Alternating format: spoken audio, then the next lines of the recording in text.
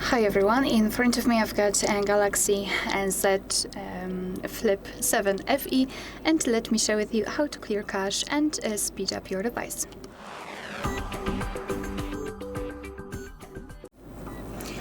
So first of all, I highly recommend to remove apps cache, and you can do it just by entering the settings. And here we have to scroll down to actually almost very bottom to find the apps. So here we've got the list of apps which are installed on your device, and I highly recommend to go through all of them, especially those which you're using frequently.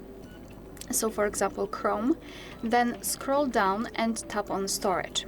So here, as you can see, we've got this cache section, and basically the cache are junk files which your device will save, but they are not necessary for the proper usage of the app. So simply tap on clear cache, and as you can see, your device will immediately remove them and obviously free up some memory. And as I said, I highly recommend to go through all of those apps and remove cache. Moreover, I do not recommend to tap on clear data unless you'd like to remove actually everything. After removing cache, I highly recommend to, let's say, confirm the changes. So in order to do that, we have to soft reset or basically restart our device. So you can either unroll the upper panel and tap on this power icon and tap on restart, or you can do it manually just by pressing the power button and volume down button together. So just the combination of keys which is usually used for the screenshot, but hold it and press it a little bit longer,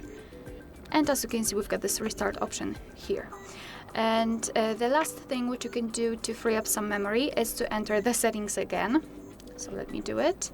Let me go back, and here in this general list, scroll down and find device care. Then we have to, device care, and here let's enter the memory. Your device will basically check the whole memory, and as you can see, we've got this option clean now. So your device will free up memory by stopping, for example, background apps. So just tap on clean up, and your device will close all of those apps which you're not using and free up the memory. Alright, so that will be all. Thank you so much for watching. Please hit the subscribe button and leave the thumbs up.